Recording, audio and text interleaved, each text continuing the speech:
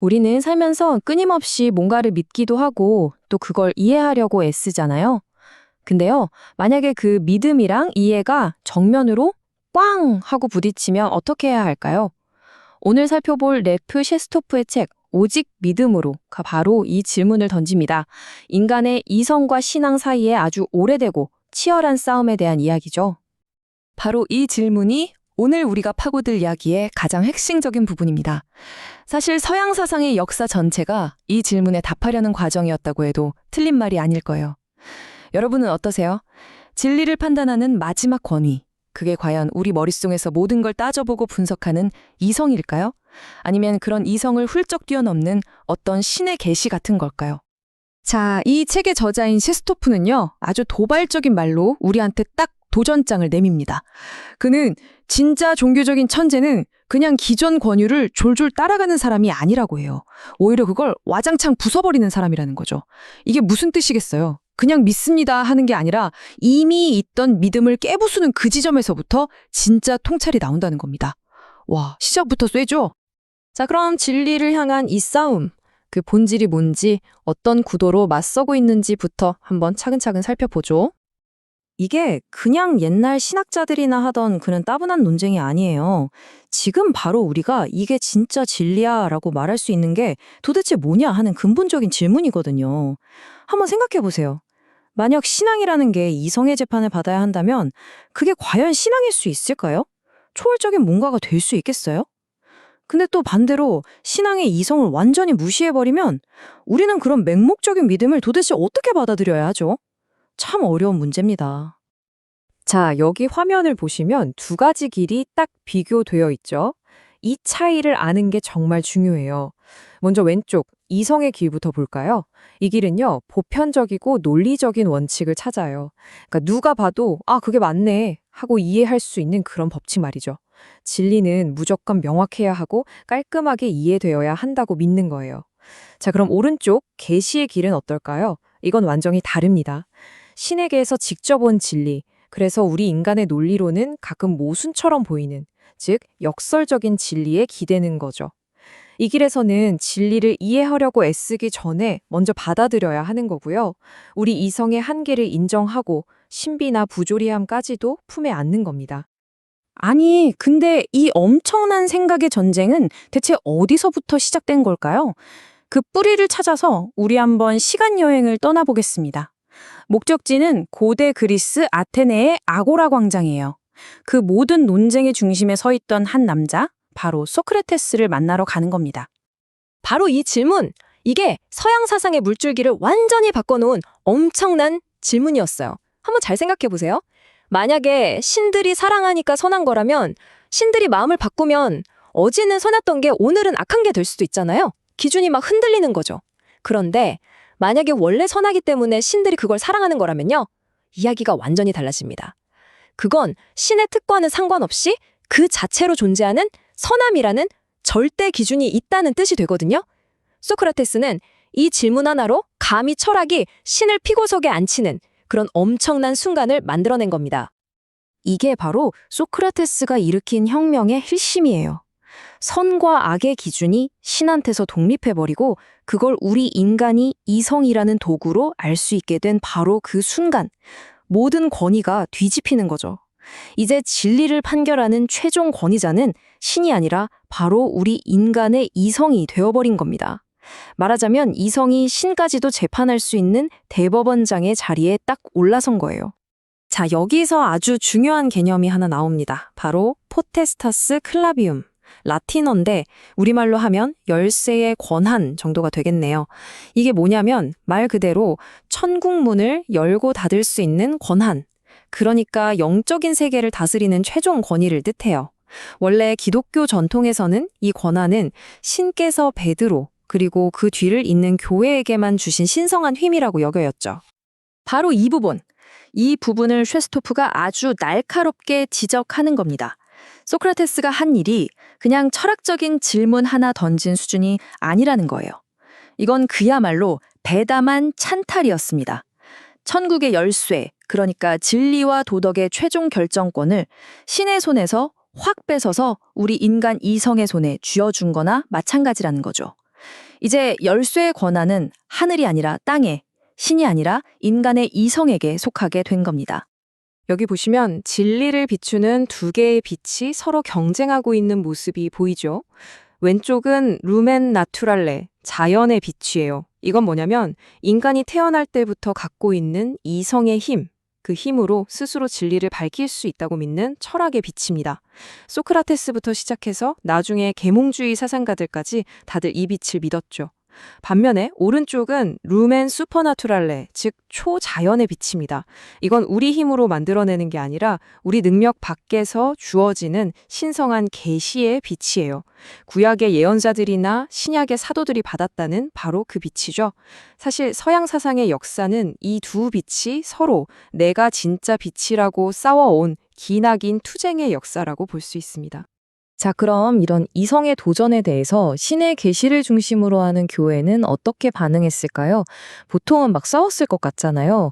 그런데 놀랍게도요, 교회는 이성을 거부하기는커녕 오히려 아주 적극적으로 끌어안았습니다.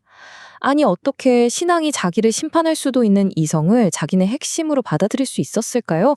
참 역설적인 만남인데 지금부터 그 이야기를 한번 따라가 보죠. 성 아우구스티누스의 이 유명한 말 한번 보세요. 믿기 위해 이해하고 이해하기 위해 믿어라. 와, 듣기에는 정말 완벽하지 않나요? 신앙이랑 이성이 서로 손잡고 도와주는 아주 이상적인 관계처럼 보이잖아요.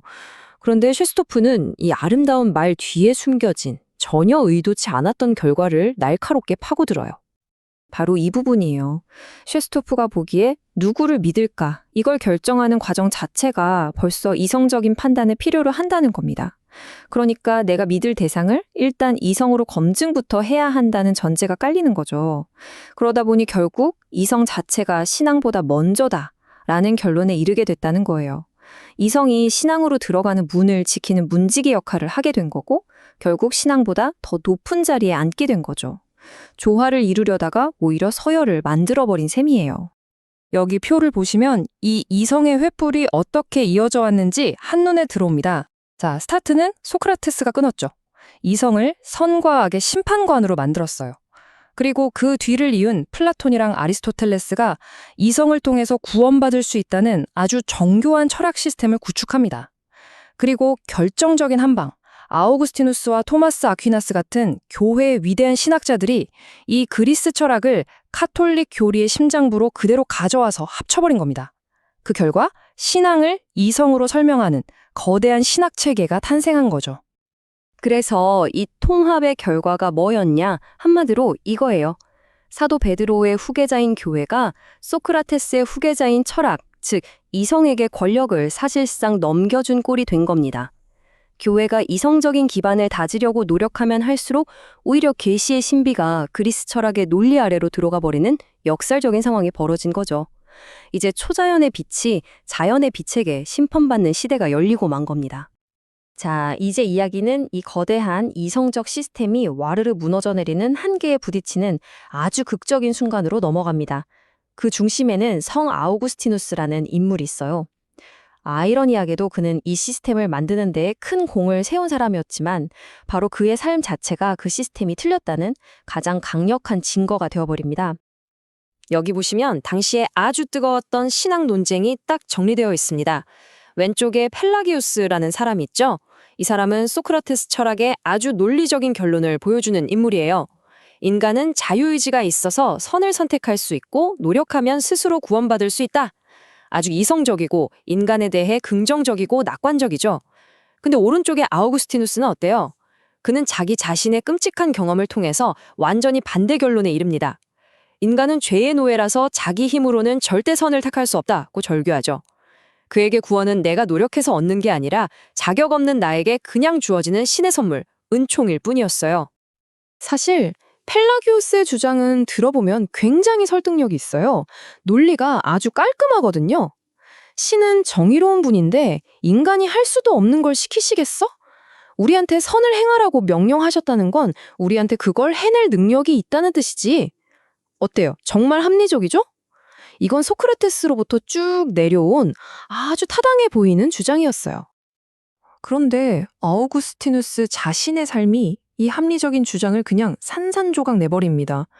그의 책 고백록을 읽어보면 정말 처절해요. 머리로는 뭐가 옳은지 너무나 잘 아는데 자기 의지나 몸은 계속해서 죄를 향해 달려가는 거예요. 아, 선을 행하고 싶은 마음은 있는데 내 몸은 악을 행하는구나.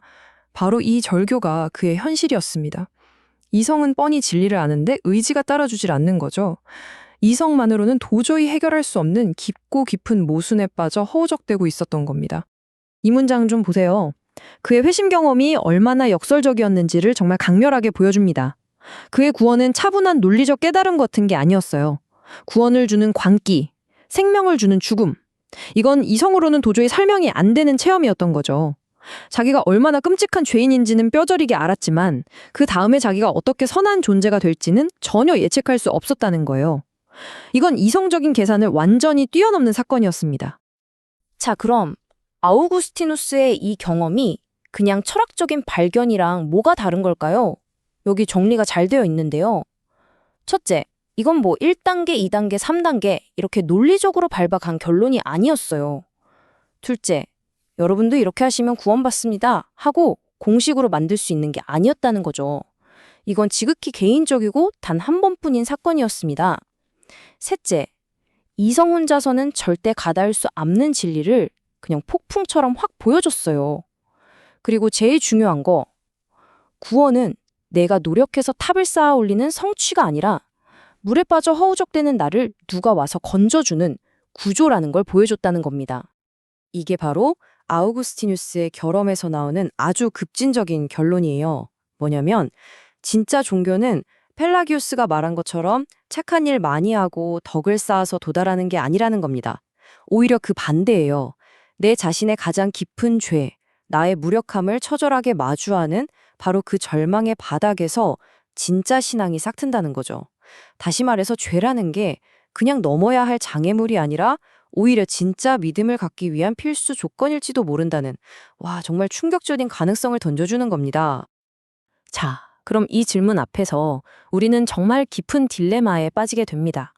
만약에 최고의 신앙이 죄를 통해서만, 그 절망 속에서만 얻을 수 있는 거라면 그럼 우리가 평생 이성적으로 노력해서 쌓아올린 그 덕이라는 건 대체 무슨 소용이 있는 걸까요? 이성의 가르침은 다 쓸모없는 게 되는 걸까요? 바로 이 거대하게 벌어진 틈, 이 균열 위에서 마르틴 루터의 종교개혁이 시작됩니다. 그리고 그가 내놓은 치열한 대답이 바로 다음 이야기에서 우리를 기다리고 있습니다. 지난 시간에는 고대 그리스의 맑고 투명한 이성이 어떻게 신에게 이르는 길로 여겨졌는지 살펴봤습니다. 그런데요, 그로부터 1000년의 시간 동안, 그러니까 고대 세계와 종교개혁의 새벽 사이, 도대체 무슨 일이 있었던 걸까요? 한 남자의 지독한 고뇌가 어떻게 서양 전체를 뒤흔드는 거대한 불씨가 되었을까요? 오늘 인간의 영혼과 신의 관계를 둘러싼 그 거대한 지적 그리고 영적 투쟁의 한복판으로 들어가 보겠습니다. 맞아요. 이성이 모든 진리의 열쇠라고 믿었던 그 자신감 넘치던 시대는 이제 저물고 있습니다. 이제 우리는 그 이성의 길 끝에서 구원이 아니라 오직 광기만을 발견했던 한 남자의 고통스러운 영혼 속으로 들어가 보려고 합니다. 바로 여기서 서양 정신사의 흐름을 바꿔놓은 거대한 균열이 시작되거든요. 우리의 이야기는 어떤 거창한 신학 논문에서 시작하는 게 아닙니다. 아주 개인적이고 심오한 위기, 바로 히포의 주교였던 아우구스티누스가 겪었던 그 위기에서부터 시작됩니다. 이 말을 한번 들어보세요. 이게 평온한 철학자의 목소리로 들리시나요? 아니죠. 이건 정말 벼랑 끝에 선 인간의 절규에 가깝습니다. 그는 논리나 이성 같은 것에서 구원을 찾은 게 아니었어요. 자신의 가장 깊은 고뇌, 그 치명적인 불안 속에서 구원을 발견한 겁니다. 나의 광기가 나에게 구원이었다. 이 얼마나 역설적인 고백입니까? 이 고백이야말로 앞으로 서구 사상을 송두리째 뒤바꿀 거대한 전환의 씨앗이었습니다. 아우구스티누스는요, 유혹 앞에서 자기 자신이 얼마나 속수무책인지 정말 처절하게 경험했습니다. 그리고 이 지극히 개인적인 무력감의 체험이 서구 신학 전체를 떠받치는 거대한 초석이 됩니다. 바로 우리 인간은 태어날 때부터 이미 부서진 존재, 즉 원죄라는 걸 지니고 태어난다는 생각이죠. 여기서 우리는 자기 자신과 필사적으로 싸우는 완전히 분열된 영혼을 보게 됩니다. 한편으로는 순결해지기를 간절히 기도하면서도 다른 한편으로는 그 유혹의 달콤함을 아직은 포기하고 싶지 않은 이 모순. 이야말로 아우구스티누스가 말했던 죄의 노예가 된 의지의 완벽한 모습 아니겠어요? 선을 원하면서도 악을 행할 수밖에 없는 인간 내면의 갈등을 이보다 더 솔직하고 적나라하게 고백할 수 있을까요? 이건 그에게 그냥 머리로 생각해낸 추상적인 이론이 아니었어요.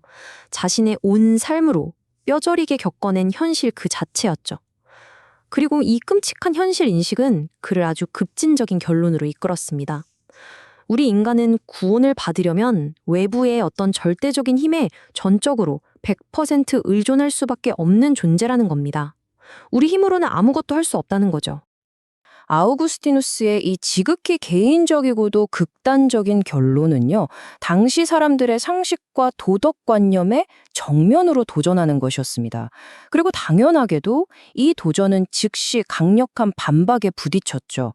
바로 펠라기우스라는 영국인 수도사에 의해서였습니다. 이 두 사람의 논쟁은 기독교 신학의 가장 근본적인 질문을 던집니다. 구원이란 대체 뭘까요? 내 노력과는 아무 상관없이 무력한 나에게 그냥 주어지는 값없는 선물일까요? 아니면 나의 도덕적인 노력을 통해서 쟁취해야만 하는 목표일까요? 아우구스티누스에게 구원은 전적인 은총, 즉 선물이었죠. 인간은 수동적인 수혜자일 뿐이었어요. 하지만 펠라기우스는 아주 상식적인 질문을 던집니다. 아니, 신께서 인간이 지킬 수도 없는 계명을 주셨겠습니까? 선하게 살라고 명령하셨다면 우리에겐 그렇게 살 능력이 있는 것 아닙니까? 그는 인간의 자유의지와 선을 행할 가능성을 굳게 믿었던 겁니다.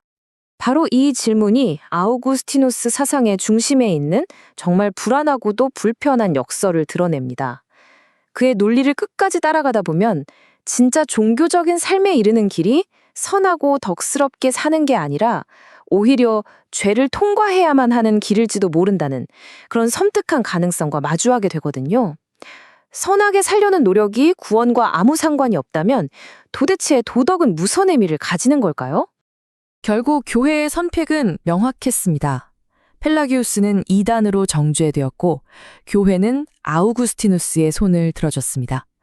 이로써 교회는 인간의 선한 노력을 믿는 합리적인 신학 대신 한 인간의 처절한 영적 위기에서 태어난 오직 은총의 신학을 공식적인 교리로 채택하게 됩니다. 이 결정은 단순히 어떤 신학 논쟁의 승패를 가른 게 아니었어요. 이건 이후 1000년이 넘는 시간 동안 서구 문명 전체의 죄책감, 개인의 책임, 그리고 구원의 개념을 형성하는 거대한 분수령이 되었습니다. 그렇게 수세기 동안 교회는 아우구스티누스가 남긴 이 불편한 역설과 함께 살아가야 했습니다. 하지만 중세가 한창 무르익을 무렵 믿음과 이성이 아름답게 조화를 이룰 수 있는 거대한 체계를 세우려는 그야말로 기념비적인 노력이 시작됩니다. 한번 상상해 보세요. 돌이 아니라 아이디어로 지은 거대한 대성당을요. 스콜라 철학이 바로 그런 것이었습니다. 계시를 통해 얻은 진리와 인간의 논리를 통해 발견된 진리가 서로 모순되지 않고 완벽한 조화를 이룬다는 걸 증명하기 위해 설계된 궁극의 지적 건축물. 모든 지식이 신이라는 단 하나의 정점을 향해서 질서정연하게 쌓아 올려진 그런 웅장한 구조를 말이죠.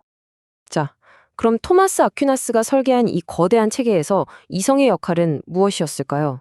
아주 명확했습니다. 이성은 우리를 저 멀리 광활한 바다의 가장자리까지 안내하는 충실한 길잡이와 같았어요. 그 길을 따라가면 믿음이라는 해안가에 무사히 닿을 수는 있죠. 하지만 그 너머의 망망대해를 건너게 해줄 수는 없었습니다.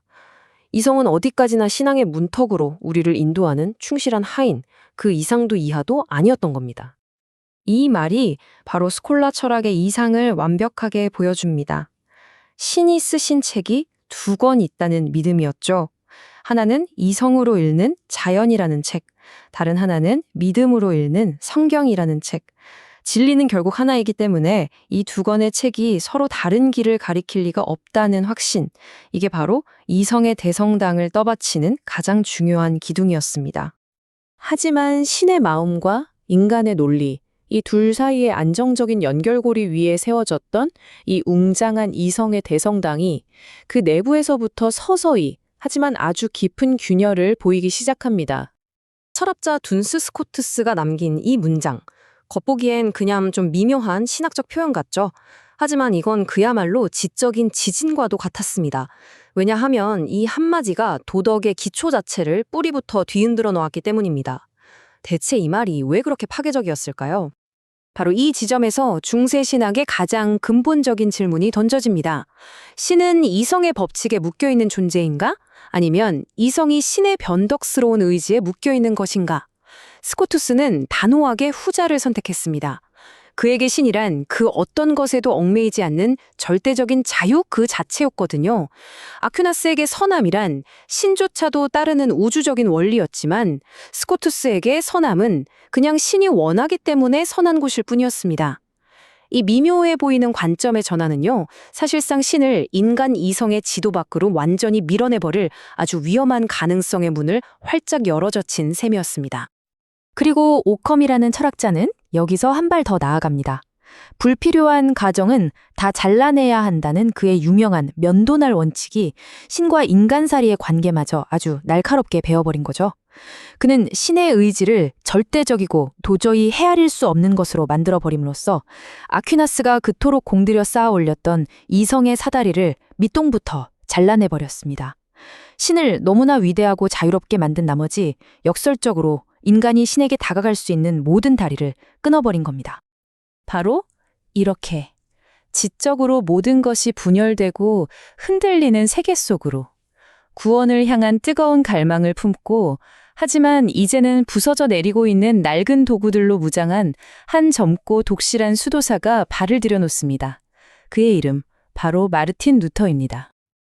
이것이 바로 루터가 자신의 온 힘을 다해 추구했던 이상이었습니다. 완전한 자기 포기, 극단적일 정도의 경건함, 그리고 수많은 선행의 길. 그는 이것이야말로 신을 기쁘게 해드릴 수 있는 가장 확실한 방법이라고 굳게 믿었습니다. 그는 결코 미지근한 수도사가 아니었어요. 신의 심판에 대한 깊은 공포와 구원의 확신에 대한 절박한 필요에 이끌려서 그는 정말 누구보다도 모범적인 수도 생활을 했습니다. 하지만 그가 노력하면 할수록 더 깊은 실패를 맛보았습니다. 그가 그토록 철저하게 따르던 그 시스템은 그를 신에게 더 가까이 이끌기는커녕 오히려 자기 자신의 죄가 얼마나 깊은지만을 드러내면서 그를 심연의 절망 속으로 끝없이 몰아넣고 있었습니다.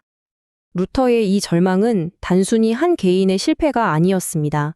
이건 구원에 이르기 위해 중세가 1000년 동안 쌓아 올린 시스템 전체가 붕괴하는 소리였습니다. 한때 모든 진리를 품을 것처럼 보였던 그 웅장한 이성의 대성당은 이제 한 영혼을 가두는 차가운 절망의 감옥이 되어버린 것이죠. 이것이 바로 루터가 수도원의 차가운 독방에서 홀로 마주해야 했던 무서운 질문이었습니다. 그리고 이 질문은 곧 혁명의 불꽃을 지피고 서구 세계 전체를 완전히 재편하게 될 것입니다. 자, 래프 시스터프의 오직 믿음으로를 따라가는 우리의 여정, 이제 그 마지막 장에 다다랐습니다. 지난 시간까지 우리는 이성과 믿음의 거대한 충돌을 다뤘죠.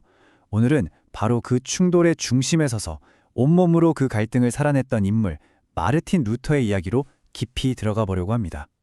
오늘 우리가 함께 걸어갈 길은 이렇습니다. 먼저 루터라는 한 인간이 겪었던 끔찍한 실존적 고뇌에서 시작해서요. 그 절명의 끝에서 그가 발견한 정말 모든 걸 뒤엎는 급진적인 해답을 살펴볼 겁니다.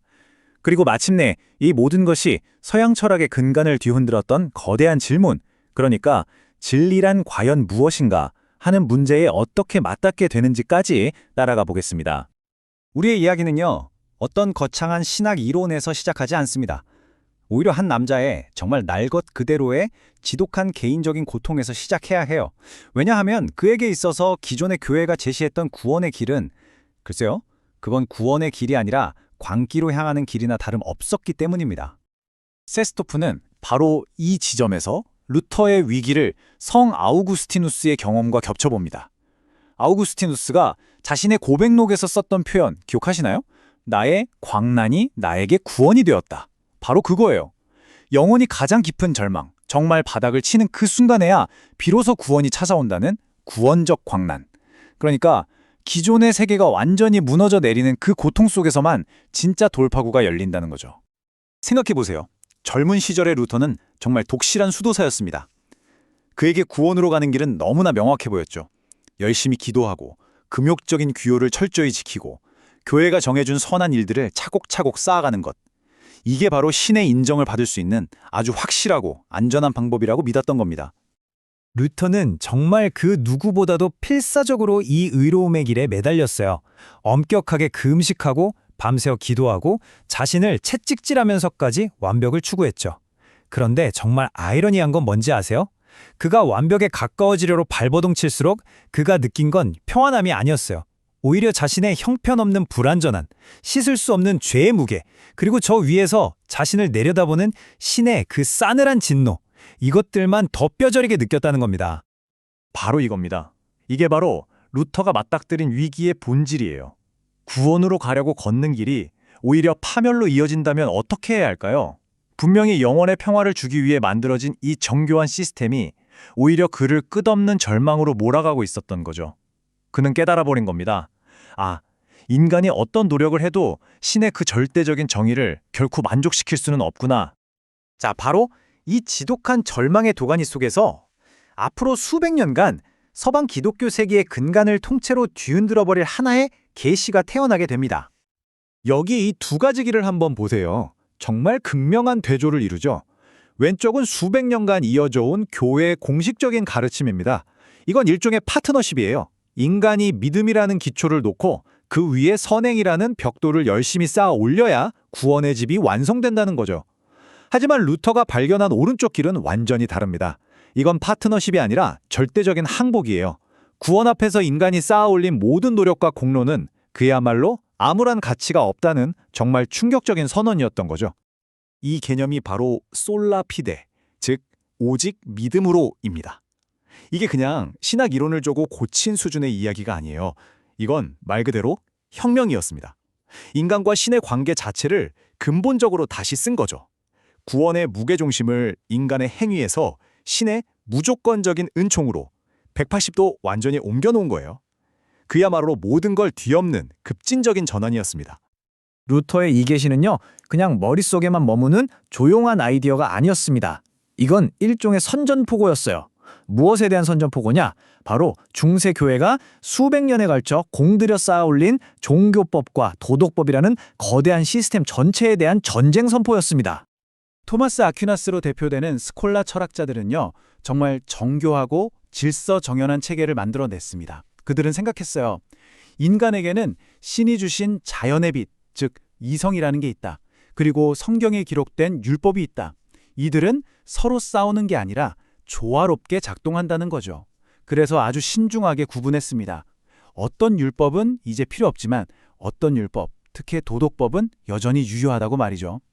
그들에게 신의 은총은 인간의 이성을 파괴하는 게 아니라 오히려 그것을 더 완벽하게 만들어주는 힘이었어요. 바로 이 지정에서 루터는 스콜라 철학과 완전히 등을 돌립니다. 그는 이렇게 말하는 거예요. 사도 바울이 율법의 저주에서 해방되었다고 했을 때 그건 그냥 몇몇 의식법이나 사법을 말하는 게 아니다. 우리의 양심을 가장 깊숙이 찌르고 고발하는 바로 그 도덕법까지 포함한 모든 율법으로부터의 해방을 의미하는 거다. 아퀴나스가 정말 섬세하게 벽돌 하나하나 쌓아 올렸던 그 지성의 성벽을 루터는 거대한 망치로 단 한 번에 박살내버린 셈이죠. 루터에게는요, 심지어 율법을 지키려고 노력하는 그 행위 자체가 가장 큰 죄, 즉 교만이었어요. 왜 그럴까요? 그건 인간이 자기 힘으로 어떻게든 신 앞에 바로 서보겠다고 착각하는 행위이기 때문입니다. 그는 인간의 본성이 원죄 때문에 너무나 깊이 썩어버려서 우리의 의지나 생각에서 나오는 모든 것, 아무리 선해 보이는 행동이라도 그 뿌리에는 이기심이 있고 결국 신에 대한 모욕이 될 수밖에 없다고 본 거예요. 자, 율법과의 전쟁은 우리를 정말 무서운 결론으로 이끌고 갑니다. 그건 바로 인간의 이성이나 도덕, 우리가 생각하는 정의 같은 곳에 전혀 얽매이지 않는 신에 대한 이미지입니다. 교회가 물려받았던 그리스 철학의 전통은 기본적으로 어떤 것이 선하기 때문에 신이 그것을 사랑한다고 봤어요. 소크라테스가 던졌던 유명한 질문이 바로 이거죠. 그런데 둔스 스코투스의 영향을 받은 루터는 이걸 완전히 뒤집어 버립니다. 아니다. 어떤 것은 그냥 신이 그것을 원하기 때문에 선한 것이다. 신의 의지가 모든 선과 악의 기준이라는 거죠. 이 질문이야말로 루터 사상의 심장을 꿰뚫는 질문입니다. 과연 신은 우리가 생각하는 정의라는 개념에 얽매이시는 분일까요? 만약 신의 의지가 절대적이라면 우리가 옳다고 믿는 공정함의 기준은 신 앞에서는 아무런 의미가 없어지는 거죠. 이건 정말 루터의 말 중에서 가장 충격적이고 이해하기 힘든 말 중 하나일 겁니다. 믿음의 최고 경지가 뭐냐? 그토록 소수만 구원하고 대다수를 정죄하시는 바로 그분이 자비롭다고 믿는 것. 그리고 자신의 결정으로 우리를 죄인으로 만들어버리신 바로 그분이 정의롭다고 믿는 것. 이게 믿음이라는 거예요. 그러니까 루터에게 믿음은 반대되는 끔찍한 증거에도 불구하고 신을 믿는 게 아니에요. 오히려 바로 그 끔찍한 증거 때문에 그것을 끌어안고 신이 정의롭다고 믿는 것.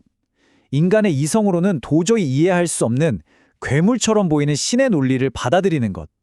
그게 바로 믿음이라는 겁니다. 결국 이 지점에서 루터는 이성을 향해 가장 신랄하고 유명한 비판을 던지게 됩니다. 이성은 악마의 창녀다. 왜 이렇게까지 말했을까요? 그에게 이성은 신에게로 가는 다리가 아니라 믿음을 가로막는 가장 큰 장애물이었기 때문이에요. 이성은 우리 영혼이 신의 그 이해할 수 없는 의지라는 끔찍한 진실과 마주하지 못하도록 우리를 달콤하고 편안하고 합리적인 거짓말로 계속 유혹하는 존재라는 거죠. 그렇다면 이런 질문이 나올 수밖에 없겠죠. 믿음은 결국 광기의 분위기 속에서만 살 수 있는 건가?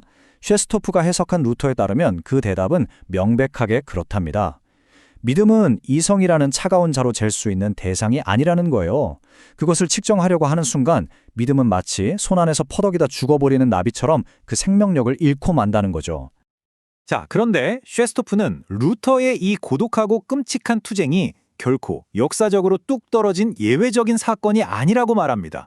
오히려 그는 루터를 인간이 만든 확실성의 세계와 도저히 이해할 수 없는 신적인 현실 사이의 깊은 심연을 마주해야 했던 사상가들의 기나긴 계보 그 한가운데에 위치시킵니다.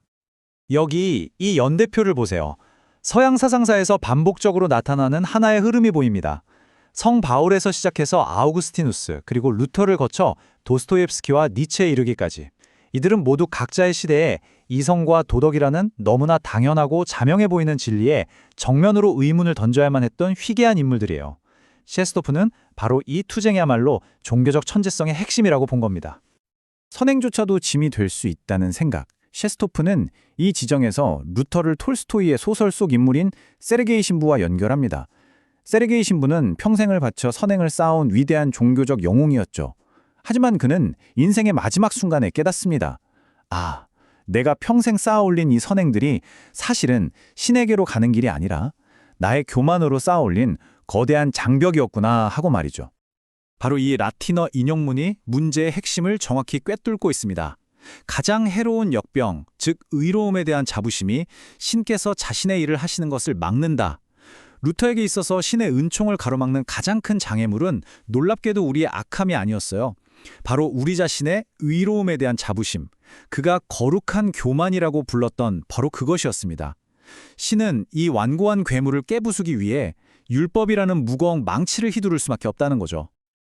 자, 이제 우리는 이 기나긴 여정의 마지막이자 가장 심오한 지점에 도달했습니다. 그것은 바로 진리라는 것 자체의 의미를 완전히 다시 생각해보는 것입니다. 생각해보면 소크라테스부터 칸트에 이르기까지 서양 철학의 가장 큰 목표는 확실성을 찾는 거였습니다. 모든 사람에게 모든 곳에서 언제나 참인 보편적이고 필연적인 진리를 찾는 것. 이런 진리는 예측할 수 없는 삶의 풍파 속에서 우리를 지켜주는 단단한 기반이 되어주죠. 교회가 물려받은 이 철학 프로젝트 전체가 바로 이런 안정적이고 예측 가능한 현실을 만들기 위한 거대한 작업이었습니다. 하지만 셰스토프는 루터를 통해서 전혀 다른 이야기를 합니다. 그는 이렇게 말하죠. 나는 진리로부터 그것의 근본적인 특권, 즉 보편적인 인정에 대한 권리를 빼앗음으로써 사람들의 눈에 그 신용을 떨어뜨린다는 것을 잘 안다. 그럼에도 나는 달리 생각하고 말할 수 없다. 이게 무슨 말일까요? 가장 깊고 본질적인 진리, 즉, 믿음의 순간에 갑자기 우리에게 나타나는 그 창조되지 않은 진리는 애초에 모든 사람의 동의나 인정을 필요로 하지 않는다는 겁니다. 마치 사랑처럼요. 사랑의 진실함이 다른 사람들의 투표로 결정되지 않는 것처럼 말이죠. 이것이 우리에게 시사하는 바는 정말 명확합니다. 그것은 바로 창조되지 않은 것만이 진정한 힘을 갖는다는 겁니다. 인간의 손으로 만든 모든 것, 그것이 돌로 지은 웅장한 대성당이든 이성으로 정교하게 쌓아올린 신학 체계든 결국에는 무너질 수밖에 없다는 거죠. 진정한 안정과 견고함은 오직 우리가 만들거나 통제할 수 없는 그 영역, 즉 창조되지 않은 것에서만 발견될 수 있다는 겁니다. 자, 이 모든 여정의 끝에서 셰스토프는 우리에게 마지막 질문 하나를 던집니다. 우리가 진리를 찾아 헤맬 때 우리의 가장 큰 적은 어쩌면 거짓이 아닐지도 모른다. 오히려 확실성을 향한 우리의 그 집요한 필요와 욕구 그 자체가 아닐까? 어쩌면 우리가 그토록 견고하고 보편적으로 인정받는 진리를 쌓아올리려고 애쓰는 그 행위 자체가 루터가 오직 믿음을 통해서만 엿볼 수 있었던 저 끔찍하고 동시에 해방적이며 창조되지 않은 진짜 현실로부터 우리를 가로막는 바로 그 벽이 아닐까요?